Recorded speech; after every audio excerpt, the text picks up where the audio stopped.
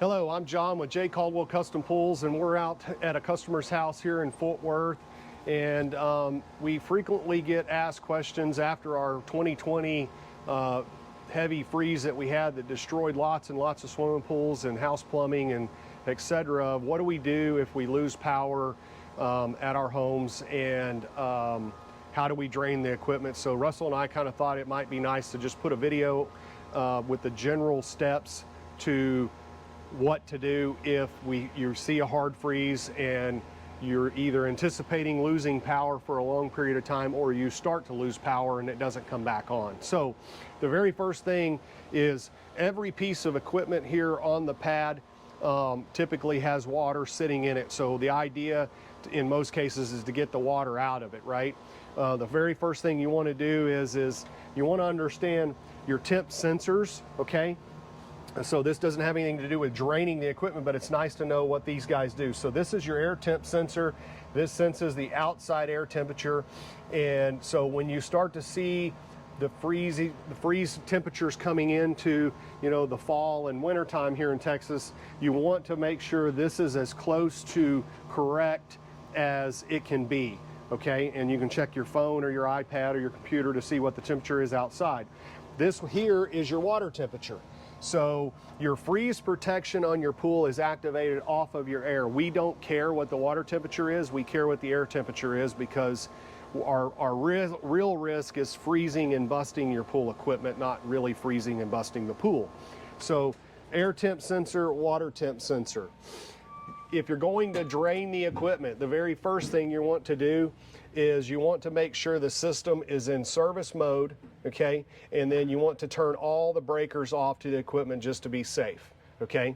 Now, make 100% sure there's not a breaker in here that's running something else on the house that we've tied into, or that's paired up with a cabana hot water heater or something like that. So turn off the things that are labeled pool related. That's first and foremost, okay?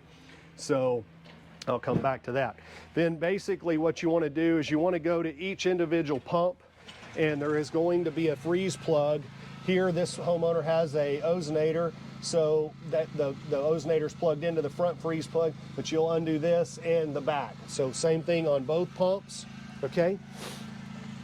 And these guys are generally, Russell, if you can get a visual of this, these guys are typically hand tight, okay? So they do not need to be any more than tight. You don't have to get pair of pliers or anything. So you want to empty both pumps. I always also like to just bust the seal on the lid and leave it off like that, turn it off like that. I also like to take the freeze plugs and throw them in the pump basket. That way, when the freeze passes, I know where everything is at. Put the lid back on here, snug that back down. Your drain here for your filter, huge deal here. This is completely full of water. At 30 degrees, this is going to freeze and it's going to split the filter. You want to make sure that your filter is absolutely drained of water, okay? You can pull that plug, it'll drain out. You can also open the air relief on the top, and that'll just help it drain out quicker. Same thing here with your booster pump. Freeze plug here is on the front, okay? So just like that, and I'll just give you an example. I'll pull this one all the way out. You may see a little water.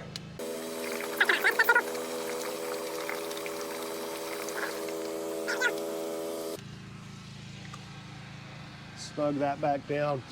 Your heater, it's on the back here of the manifold coming in. It's marked here with orange right there. So that's to drain the heater. And then last but not least, you want to make sure that your chiller valve is open and the water is drained completely from the chiller basin, okay?